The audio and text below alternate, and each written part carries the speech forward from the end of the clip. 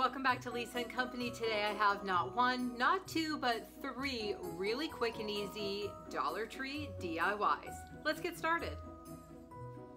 For DIY number one, we are making a really cute sign out of a box this time. So I saw these boxes when I was at Dollar Tree the other day, and even though I am not traditionally into red decor, I loved this one. So I am using paint sticks for the back of it. You could also use the Dollar Tree rulers. You could use strips of wood. You can use pretty much anything to do this. However, I had the paint sticks. I actually have a ton of them. I know in the States you can get these at Dollar Tree, but if you can't, you can always pick them up at Lowe's, Home Depot, Walmart. You get the idea. So we're going to trim up this bag, and because it has this great plaid on it, I'm going to be able to get some nice straight lines. Those paint sticks I'm using are right about an inch, so this is going to work out to a really nice sized 11 by 12 inch sign. I did start cutting these because they are really simple with just an X-Acto knife, and I love that Dollar Tree square ruler. It's perfect. However, I have a miter saw, so I just grabbed the rest of them, hit the garage, and cut them in 2 quick steps. Now, I have these left over. It's the little end that I cut off, and doesn't that just scream ornament? I feel like you're going to see those soon in a video. So we're just going to use my handy school glue dollar glue stick and stick these on. This was the easiest part of the project. Once this part is done, I am actually leaving it overnight, and I am putting it under a couple of really heavy items to make sure there's good contact and that those sticks really stay stuck. You know what I'm saying. Once I have enough sticks on here, I'm going to trim off just this last little bit, and this way I didn't have to worry about anything not lining up. Now, quick and easy, I am just going to use that same X-Acto knife and cut between the strips. Now guys, keep your fingers and your thumbs out of the way because this thing is sharp and I was going fast. So I got lucky and didn't cut myself, but I'm telling you, just be careful. This part was a little bit like peeling tape for me. Extremely satisfying to watch that sign come together. Now, before I finish assembling this, I am going to grab my Dollar Tree sanding block, and not only am I going to sand the edges to make sure they're nice and smooth, I am going to distress them a little bit because you're going to see a bit of that white paper coming through, and when this is all together, you're really going to notice that it is a whole bunch of separate pieces. So I have made sure I have flipped them over in the right order. I have got them nice and even, and I'm just going to take 2 more of my paint sticks and hot glue them right on the back. This is so easy. Now, tell me if you're seeing what I'm seeing, because I'm seeing potentially a double-sided sign. This looks so pretty, and because I cut them with my miter saw and because everything fit together so well, I mean, check it out. This screams double-sided sign. So this is another one that you get to keep your eyes open for in another video.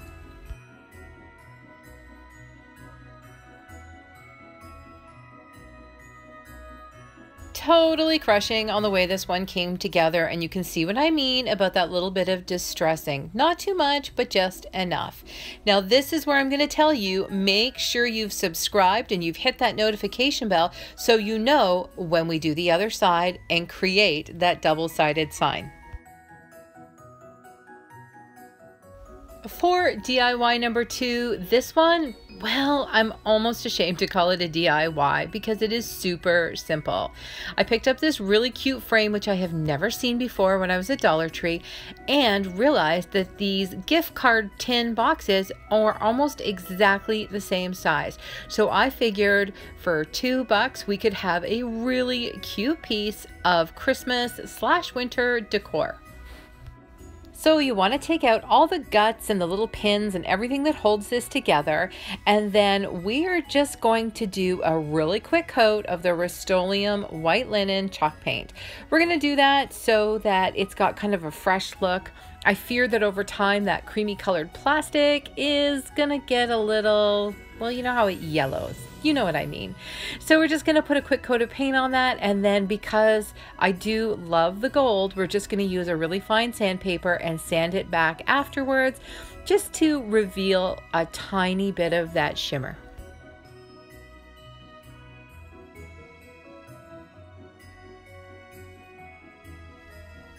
So we've got it all sanded back and ready to take the pretty part of this.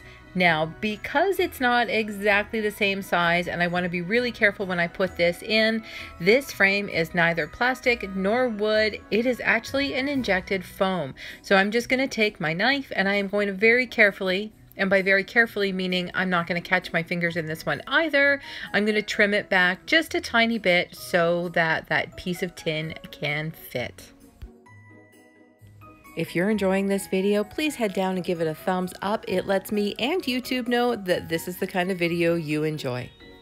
Now, fingers crossed, if everything went according to plan, this is going to fit right in and we are going to be headed right towards the finish line with this DIY.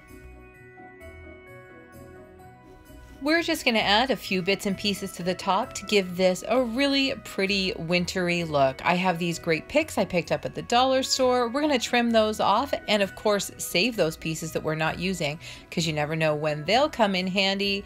And then I have this greenery pick that has a few really pretty red berries and it's just got a beautiful frosting on it, aka glitter, yes. But we're just going to put a few of these on. No bow for this one today, just a few pieces of greenery, and this one is done.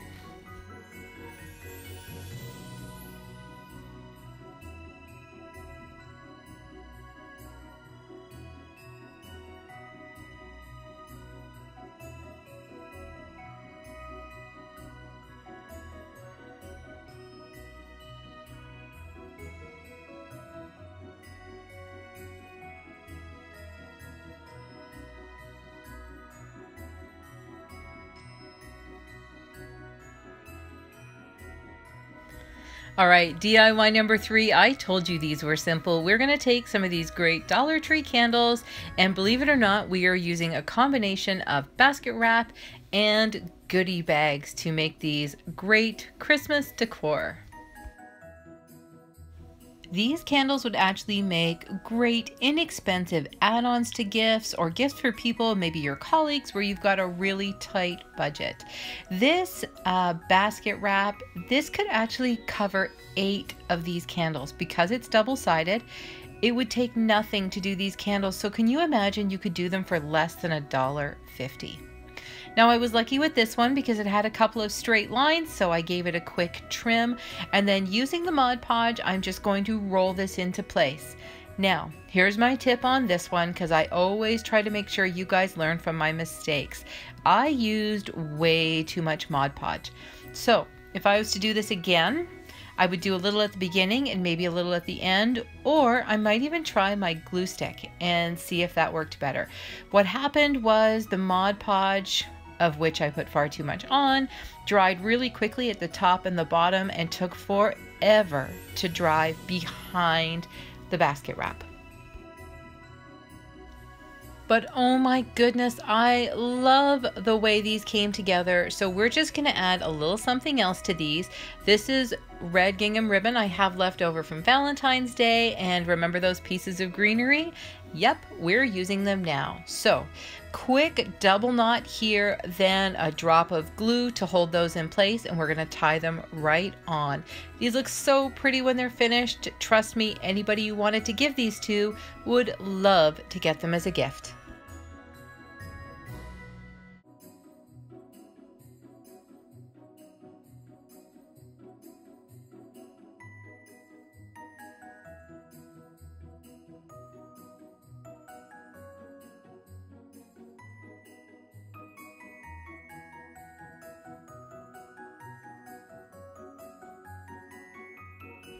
Next up, we have this treat bag with what is becoming a really iconic Christmas item, the red truck. Super cute. I have always wondered what to do with these, and it finally dawned on me the other day that this would be a really good, super easy DIY. So we're just going to give this a super quick trim to even up all those edges, and then we're going to do exactly the same thing. Quick coat of Mod Podge, unfortunately too much in my case, but you guys will do it much better next time. And then we're going to do a really simple embellishment on this one.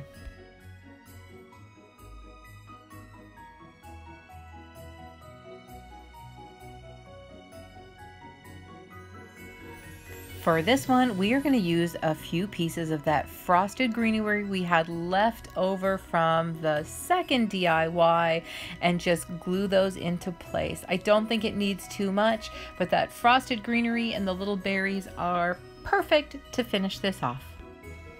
Because I was having so much fun with these, I remembered I had picked up these window clings and they would be perfect on the glass. So the trees would have looked great, but I think I'm going to save those for something else, so I've gone with the joy wreath. Now, they are window clings and they will stick to the glass. However, if you want to make sure they stick well, especially if you're giving this to someone, I recommend putting a little bit of Mod Podge behind it and a little bit on top. To finish this one off, we are going to use just a little bit of red and white baker's twine that I had kicking around from last Christmas, and we are done.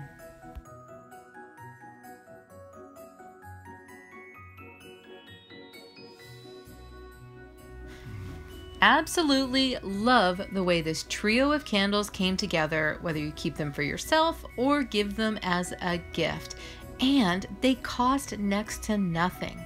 The little piece of gift card tin decor, well, that wasn't a plan. That sort of came together on the fly in Dollar Tree, and I kind of love it when that happens. The sign is going to look great. I'm handing that one over to a friend who loves a more traditional decor, and you may notice that the tree has lights on it that we did in the last video. Thanks for stopping by Lisa and Company, you guys. Make sure you come and check us out over on Instagram and Facebook, and we'll see you next time. Bye!